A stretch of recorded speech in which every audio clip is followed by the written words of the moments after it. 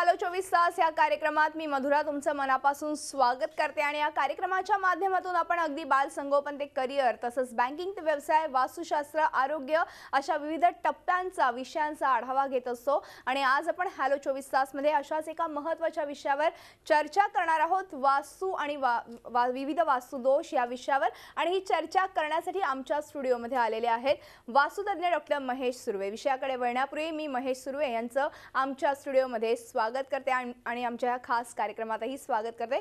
नमस्कार सर।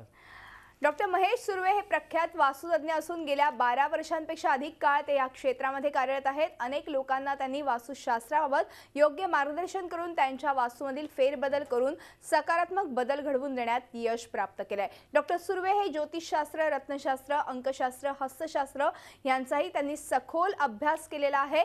त्यांनी वास्तुशास्त्रात PhD केले आणि वास्तुशास्त्राविषयी प्रत्येकालाच उत्सुकता असते आणि जर वास्तुशास्त्राचा योग्य आणि शास्त्रशुद्ध असा वापर केला तर नक्कीच घरांमध्ये सकारात्मक ऊर्जा निर्माण होण्यास मदत होते। चला तर या विषयाबद्दल आपण अधिक माहिती घेऊयात, चर्चा करूयात वास्तुतज्ञ डॉक्टर महेश सुर्वे यांच्याशी।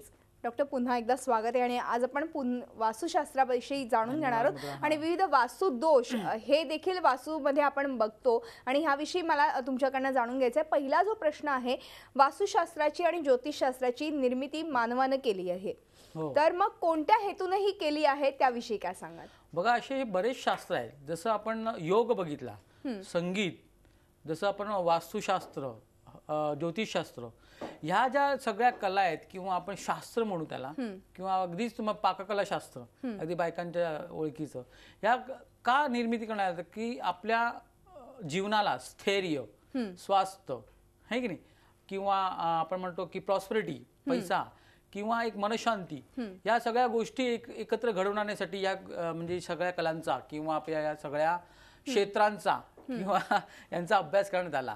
कसं आहे, जेव्हा मानवाचा जन्म झाला तेव्हा त्यांनी स्वतःचा पहिला स्टडी केला, नाही का, की आपल्याला काय कशाची गरज आहे। आणि आपण एक इंग्लिशमध्ये म्हण नाही का ऐकतो की नेसेसिटी द मदर ऑफ, ते शोध चालू केले। मग या शोधांमध्ये अभ्यासही झाला की आपल्या होणाऱ्या किरणांचा किंवा हवेचा दाब किंवा आपण म्हणतो ना की पंचमहाभूतांचा, अगदी इन शॉर्ट पंचमहाभूतांचा कसा मारा होतोय, त्यातून कसा बचाव करायचा, त्यातून कसं पोटेन्शियल घ्यायचं, या सगळ्या गोष्टींचा अभ्यास या सगळ्या क्षेत्रांमध्ये बघायला मिळतो। आणि या पंचमहाभूतांवर हे डिपेंड असलेली ही क्षेत्र आहेत। त्यामुळे मानवाने आपल्या स्वतःच्या कल्याणासाठी, आपल्या जाती म्हणजे वंश वाढवण्यासाठी या सगळ्या गोष्टींचा निर्मिती केली। बरोबर। आणि अर्थातच ही निर्मिती करण्यामागे खूप चांगले हेतू देखील होते, कारण की अनेकदा आपण बघतो की वास्तू खरेदी करतो, मात्र आपण नेमकं वास्तुशास्त्रानुसार ती खरेदी केली जाते असं नाही आणि ती बांधली देखील जाते असंही होत नाही। मात्र जर वास्तुदोष निवारण करायचं असेल तर वास्तुशास्त्राची खूप आता मदत होत आहे आणि अर्थातच तुमच्यासारखे एक वास्तुतज्ञ जर लाभले तर नक्कीच त्याच्यामध्ये आपण सकारात्मक ऊर्जा निर्माण करू शकतो। एकूणच वास्तुशास्त्रामध्ये एक वास्तुपुरुष ह्याचं चित्र आपण नॉर्मली बघतो, ह्या चित्राविषयी आणि एकूणच वास्तुपुरुषाविषयी मला तुमच्याकडनं जाणून घ्यायला आवडेल। तुम्ही जर वास्तुपुरुष हा जर अगदी बारकाने बघितलात ना, तर तुमच्या नजरेत असेल एक मानवी प्रतिकृती, एका चौकोनामध्ये ईशान्येला डोकं आणि नैऋत्येला पाय असं करून झोपलेलं आहे, बरं की नाही? बरं, तुम्ही जर व्यवस्थित बघितलात तर प्रत्येक या जगामध्ये प्रत्येक गोष्टीला, प्रत्येक सिम्बॉलला काहीतरी कॉन्सेप्ट असतो मागे, बरोबर की नाही, की काहीतरी गहन त्यात लपलेलं असतं। तर यामध्ये काय लपले बघा, चौकोन दाखवलाय, बरं हे गोल का नाही दाखवला किंवा षटकोन का नाही दाखवला, तर चौकोनावर जो आपला गुरुत्वाकर्षणाचा भार असतो हा समप्रमाणात असतो, बरं की नाही, म्हणून ते चौकोनात घर असावं। बरं, मनुष्य दाखवलाय, बरं की नाही, आता डोकं त्यांनी दाखवलं ईशान्येला आणि पाय दाखवले दक्षिणेला, म्हणजे आपण जर पृथ्वीचा जर विचार केला तर तो 22 अंशांनी पृथ्वी अशी कल्ली आहे, बरं की नाही, ज्याचं उत्तर टोक जे आहे हे 22 अंशांनी ईशान्येला आलंय। त्यामुळे गुरुत्वाकर्षणाचा भार जो असतो ईशान्येपासून नैऋत्येकडे असतो, बरं की नाही, म्हणजे पायाकडे भार जास्त असतो। बरं, हा, म्हणून ह्याची जी प्रतिकृती इंडिकेट करते की तुमचं घर अगदी व्यवस्थित चौकोनात, आणि नंतर जर तुम्ही बघिलात की अग्नितत्व कुठे आहे, जलतत्व कुठे आहे, किंवा भूतत्व कुठे आहे, वायुतत्व कुठे आहे, हे सगळं बारकाईने दाखवले, बरोबर। तर यामागे फार मोठा गहन अभ्यास आहे किंवा यामागे फार मोठं विज्ञान आहे असं मी म्हणेन की त्यामुळे हे सिम्बॉल वास्तू आपण म्हणतो ना वास्तू देवतेचं सिम्बॉल तयार करण्यात आलेलं आहे. बरोबर. आणि अर्थातच ही प्रतिमा अतिशय वेगळ्या पद्धतीने खरं तर मांडलेली आहे आणि सर्वसामान्यांना समजणारी अशी ही प्रतिमा आहे. हो, अगदी आपण साधारण. आपल्या घरामध्येही देखील बघू शकतो की कशा पद्धतीने आपण रचना अगदी केलेली बरोबर. आहे. मात्र जेव्हा वास्तुदोषाचा विषय येतो तेव्हा वास्तुदोष म्हणजे नेमकं काय असतं आणि ते कसं ओळखायचं हा देखील मुद्दा तितकाच महत्त्वाचा आहे. तर मग प्रत्येकाने घरातला वास्तुदोष कसा ओळखायचा त्याविषयी अगदी काही टिप्स देऊ शकता का तुम्ही या बघा कसं आहे माध्यमातून? माहिती का, जसं आपलं शरीर आहे ना, शरीराच्या अॅनाटॉमीचा अभ्यास करून मानवाने घराची म्हणजे रचना केली, बरोबर. बरोबर की नाही. म्हणून तो वास्तुपुरुष घरामध्ये दाखवलाय, म्हणजे सेम म्हणजे त्यांनी दाखवलं की हे देखील ह्याची अॅनाटॉमी आणि ह्याची अॅनाटॉमी सेम आहे, बरोबर की नाही.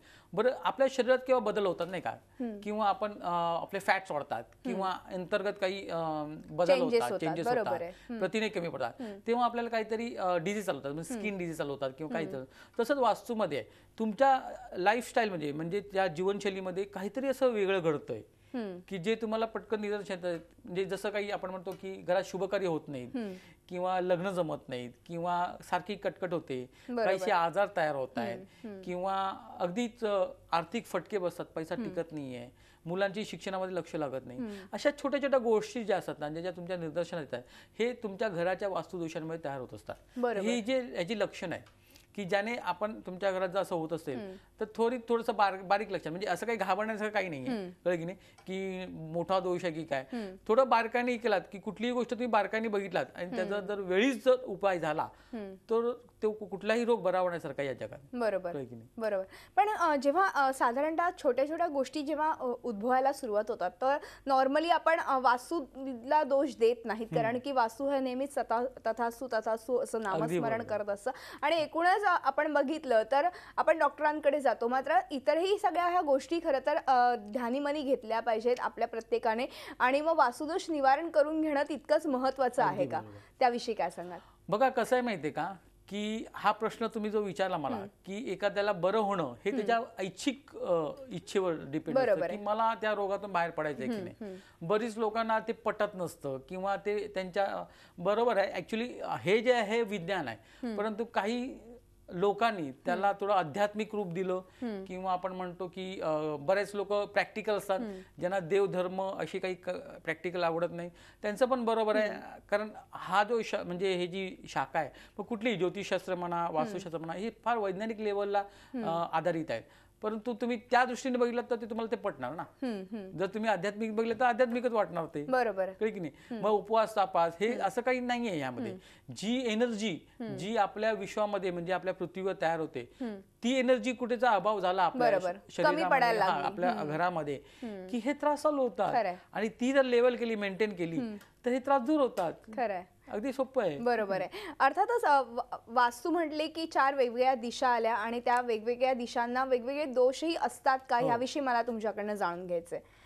बघा कसं आहे माहितीये का, की वास्तूच्या 4 मुख्य दिशा असतात, तुम्हाला मी बरोबर. क्लिअर कट इथे दाखवतो, हां. आणि 4 उपदिशा असतात, बरोबर की नाही. बरोबर. आता ह्या जर दिशांमध्ये त्रास चालू झाला, समजा आता ही आहे अग्नेय दिशा, जी स्त्रियांचा कॉर्नर पकडला जातो, म्हणजे तो कोपरा पकडला अग्नितत्वाचा, बरोबर की नाही. इथे जर दोष तयार झाला, दोष म्हणजे काय, तर हा अग्नितत्व आहे, हा समजा वाढला असेल, कमी झाला असेल किंवा तिथे पाणी आलं असेल किंवा काही लोकांचे बाथरूम्स वगैरे असतात, बरोबर की? तर स्त्रियांची आजारपण म्हणा, मासिक पाळी त्रास, गर्भाशयाचे त्रास, काही लोकांना मुलं होत नाही किंवा लग्न जमत नाही, जमलेलं लग्न टिकत नाही, किंवा आपण म्हणतो ना की काही घरामध्ये व्यसनं वाढतात, बरं. किंवा क्लेश वाढतात नवरा बायकोंमधले सारे. हा, तर हा जो दुसरा भाग आहे पूर्वेचा, हा सूर्याचा भाग म्हणजे रवीचा भाग. इथे जर दोष तयार झाला किंवा शिडी आली किंवा तुमचं म्हणा हे अग्नी आली किंवा WC बाथरूम आली, तर ब्लड प्रेशर, डायबिटीस किंवा आपण हातपाय दुखणं म्हणतात, संधिवात, हा जो प्रकार असतो तो तयार होऊ शकतो. किंवा आपण म्हणू शकतो की नाहक कुठल्या तरी प्रकरणात बदनामी होणं, हा जो प्रकार आहे, म्हणजे नावाला कुठेतरी काळीमा, हा त्रास होतो. हा जो ईशान्य कॉर्नर आहे हा महत्वाचा. बघा आता इथे वास्तुपुरुषाचं डोकं दाखवलंय ना, म्हणजे नाक, हे या संपूर्ण वास्तूचं नाक आहे. इथे जर दोष झाला ना तर गुदमरल्यासारखा जो भाव असतो ना तो तयार होतो. म्हणजे अगदीच पैसा न टिकणं किंवा चणचण भासणं, सारखे आर्थिक फटके बसणं, व्यावसायिकाला तर फार महत्वाचा पार्ट आहे, कारण व्यावसायिकाचा हा कोपरा जर व्यवस्थित असेल तर तो व्यवसाय उभा राहू शकतो. बरं, कळलं की नाही? किंवा लहान मुलांचे आजारपण म्हणा, शिक्षणामध्ये खंड पडणं किंवा त्यांची प्रगती न होणं, जसं करिअरमध्ये तो समजा MBA झालाय पण पुढे त्याला वाव नाही मिळत आहे, घरमालकांच्या मुलांचा म्हणजे हा त्रास असतो, किंवा प्रमोशन्स मिळत नाही नोकऱ्यांमध्ये, हे त्रास असतात. हा जो उत्तरेचा कोपरा आहे हा अगदी बुध तत्वाचा आहे, त्यामुळे डोक्याच्या व्याधी चालू होऊ शकतात, किंवा पैसा न टिकणं घरामध्ये, लॅविशली खर्च होणं, हे जे त्रास असतात, पॅरालिसिस वगैरे प्रकार ते इकडून तयार होतात. हा जो आहे वायू तत्वाचा, तर वायूचा जर शरीरामध्ये प्रकोप झाला म्हणजे जास्त वाढलं तर तो जो प्रकार जो होतो तो इथे होतो. म्हणजे घरामध्ये वायव्य कोपरा जर खराब असेल तर सैरभैरपणा जास्त वाढतो, किंवा आपण म्हणतो ना की वादविवादपणा जास्त वाढतो, पाठीच्या कण्यात त्रास, झोप न लागणं, ऍसिडिटी होणं, किंवा मनस्थिती बिघडणं, आपण काही लोक म्हणतात की डोक्या परिणाम वगैरे, तसं जे काही प्रकार आहेत ते इकडून होतात. पश्चिम जर बिघडला तर घरात कुठलीच कामे वेळेवर होत नाही, कुठल्याही तोंडाशालीत घास जाणं, लॉंग टर्म झोपून राहणारे आजार होणं घरामध्ये, हे जे प्रकार असते इकडे होतात. हा नैऋत्य आहे, हा राहू केतूचा. हा जर त्रास झाला तर घरमालकाला त्रास होणं, कमरेखालच्या व्याधी, किडनीचे रोग, किंवा लिव्हर, जठर, पोलीस स्टेशन कोर्ट काही संबंध येणं, किंवा नाहक कुठल्या तरी प्रकरणात गोवलं जाणं, आर्थिक फसवणूक होणं, हे जे प्रकार असते इकडून होतात. दक्षिण म्हटलं की मंगळ काय करणार, सर्जरी, अपघात, किंवा मायनस कर्जामध्ये जाऊ शकतो म्हणून. तर या दिशांचे दोष असतात. वेगवेगळे दोष प्रत्येक दिशेला आपण बघतो, आणि त्या दिशेचे जर आपण दोष निवारण केलं तर नक्कीच त्याचा फायदा होऊ शकतो. आपण एक छोटासा ब्रेक घेऊ आणि ब्रेक नंतर अशी चर्चा पुढे चालू ठेवा. तेव्हा हॅलो 24 तास मध्ये वेळ झाली एका छोट्याशा ब्रेकची. कुठेही जाऊ नका, पाहत राहा आमचा खास कार्यक्रम हॅलो 24 तास. ब्रेक नंतर हॅलो 24 तास मध्ये आपलं पुन्हा एकदा स्वागत. आणि आज आपण चर्चा करतोय वास्तू आणि विविध वास्तू दोष याविषयी, आणि आपल्याला मार्गदर्शन करतायत वास्तुतज्ञ डॉक्टर महेश सुर्वे. आपण पुन्हा एकदा चर्चेकडे वळणार आहोत. अर्थातच सर, आता तुम्ही काही दिशांचे दोष सांगितले, आणि या दिशांमुळे अनेक दोष उद्भवतात, आणि हे याचं दोष निवारण आपण करू शकतो वेगवेगळ्या वास्तुशास्त्राच्या माध्यमातून. पण काही प्रकार असतात का या वास्तुदोषाचे, त्याविषयी काय सांगाल? हो, जसे काही 3 प्रकार आहेत तुम्हाला सांगतो. एक तर असतो अंतर्गत, इंटरनल, बरोबर, घरामधले. समजा अग्नी जागेवर नाही पेटत आहे, किंवा WC रॉंग ठिकाणी आला तर त्याचे वेगवेगळे परिणाम असतात. दुसरा असतो तो बाह्य स्वरूपाचा. बरोबर. बाह्य स्वरूपाचा म्हणजे तुमच्या आजूबाजूचा जो घराचा परिसर आहे, यामागे कुठे तुमची विहीर आहे का, कुठे बोर आहे का, कुठे रॉंग ठिकाणी बोर आले का तुमची, किंवा विहीर आली का, किंवा आपण असं म्हणू शकतो की उतार, जमिनीचा उतार, घराचा उतार, किंवा आपण म्हणू शकतो की कंपाऊंड जी वॉल जी असते ना त्याचा असलेला कट वगैरे. तिसरा जो प्रकार असतो तो मॅन्युफॅक्चरिंग आपण म्हणू शकतो, किंवा बनवताना जे डिफॉल्ट्स असतात ते त्या प्रकारचे होऊ शकतात. तर असे वेगवेगळ्या प्रकारचे दोष असू शकतात. बरोबर. अर्थात तुम्ही आता सांगितलं की बाह्य आणि अंतर्गत ह्यामध्ये दोष आढळल्यास कुठेतरी आपल्याला ह्या सगळ्या गोष्टींना, विविध गोष्टींना सामोरं जावं लागतं, आणि ह्याच्यामध्ये देखील आपण वास्तुदोष निवारण करून घेऊ शकतो. मात्र जेव्हा आग्नेय दिशेला बाथरूम किंवा टॉयलेट आलं तर मग आपण ते चेंज करू शकत नसू, तर तिथे आपण ठराविक असं वास्तुदोष निवारण करू शकतो का? कशा पद्धतीने करता येतं मग अशा वेळेस? बघा कसं आहे माहितीये का, की समजा तुमचं अग्नेला टॉयलेट्स आले, म्हणजे तिथली जी एनर्जी आहे ना ती रॉंग दूषित तयार होते. बरोबर आहे, बरोबर. आता आपण मगाशी म्हटल्याप्रमाणे बघितलं की कसं आहे की त्या ऊर्जेला समतोल करणं म्हणजे वास्तुदोष हटवणं. बरोबर. मग ते वेगवेगळ्या पद्धतीने करता येतं. जसं आपण ॲलिओपॅथी, आयुर्वेदिक, किंवा वेगवेगळ्या थेरपीजकडे जातो, बरोबर की नाही? तसंच या क्षेत्रात देखील म्हणजे वास्तुशास्त्रात देखील अनेक पद्धतींचा वापर केला जातो. बरं, कळ की नाही? मग त्यामध्ये तुम्हाला काही लोक क्रिस्टलचा वापर करतात, काही लोक पिरॅमिडचा वापर करतात, काही लोक रत्नांचा वापर करतात, काही धातूंचा वापर करतात, काही कलर्सचा वापर करता येतो. तर वेगवेगळ्या ट्रीटमेंट्स घेतात, आणि या क्षेत्रात देखील खूप दिग्गजांनी आता म्हणजे अभ्यास करून वेगवेगळ्या ट्रीटमेंट्स काढल्या आहेत, उपलब्ध केलेल्या आहेत. अर्थात मगाशी तुम्ही मॅन्युफॅक्चरिंग डिफॉल्ट बद्दल बोलला होता. मॅन्युफॅक्चरिंग डिफॉल्ट किंवा मग शारीरिक दोष याचा काही परिणाम होत असतो का वास्तूवरती? हो. समजा आपण जन्मताच काय झालं की आपल्याला व्यंग तयार झालं, किंवा एखादा अपघात घडला आणि हात जो आहे तो तुटला आणि प्लास्टिकचा लावला, कळ की नाही, किंवा पाय, तर ते व्यंगच असतं नाही का, किंवा आपण रेग्युलर जे जीवनशैली असते ती जगायला आपला त्रास होतो. तसंच आहे. आता ह्याही तुम्हाला काही वास्तूंचे मी प्रकार दाखवतो, हे जे मी प्रत्यक्षात पाहिले.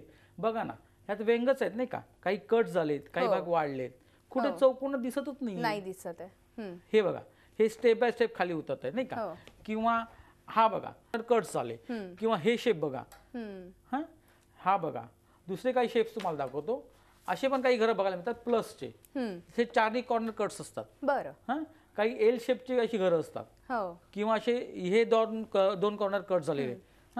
किंवा आपण असं बघू शकतो की हे डमरू सारखे जे असतात, काही काही हे ढोलकी सारखे जे प्रकार असतात, किंवा सीज म्हणजे घोड्याची नाल असते ना, तसे पण काही घरं बघायला मिळतात. हे कन्स्ट्रक्शन आधुनिक पद्धतीचं कन्स्ट्रक्शन आहे ना, हे आपण फॉलो केलं ते इंग्रजांना. बरं. आपली पद्धती अशी नव्हती, काय की नाही. भारतीय संस्कृतीत अशी घरं बांधण्याची पद्धत नव्हती. आजही तुम्ही खेडोपाड्यात गेलात तर अशी घरं नाहीच तुम्हाला मिळणार. पण ते काही आपल्या संस्कृतीला फॉलो केलं. मग घर हे चौकोनी आकारातच असावं.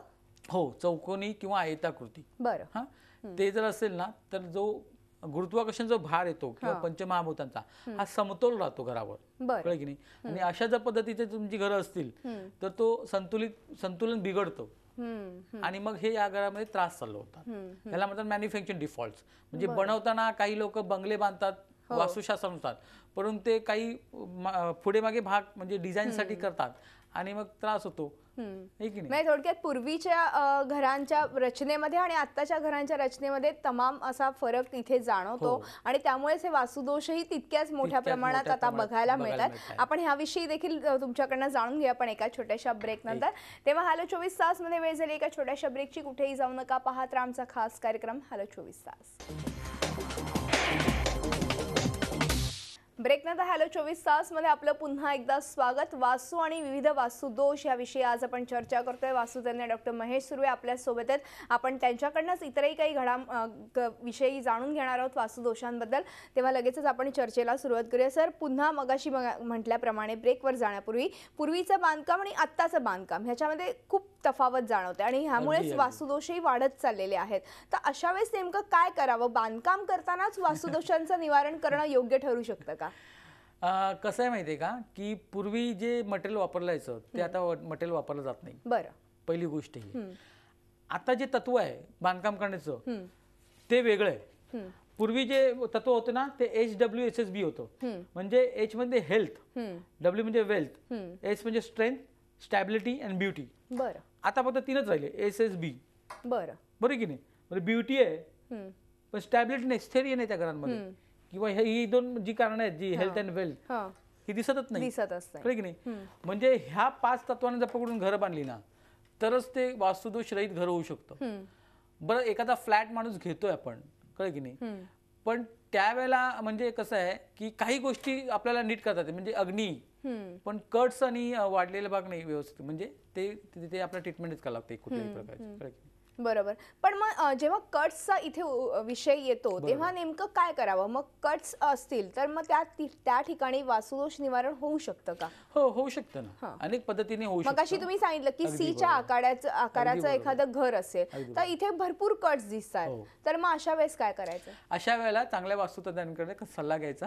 बरोबर. प्रथम त्याला पहिलं बोलवून घर दाखवावं, कारण घर ही अशी वस्तू आहे ना की ते बघितल्याशिवाय नाही कळत. बरोबर आहे. वर्णना नाही, चेकअप केल्याशिवाय आपण नेमका आजार काय झाला हे कळत नाही. तसं म्हणजे पेशंट प्रत्यक्षात डॉक्टर समोर पाहिजे. तसंच आहे की घर प्रत्यक्षात बघावं लागतं, मग ते चेकअप करून त्याचा किती प्रमाणात त्रास झाला आहे किंवा त्याचं कसं वास्तुनिवारण हे प्रत्येकाची वेगवेगळी पद्धती आहे. बरोबर. जेव्हा एकूणच दिशांमध्ये एखादी चूक झाली बांधकाम करताना तर त्याचा काय परिणाम त्या प्रत्येक व्यक्तीला सोसावा लागू शकतो?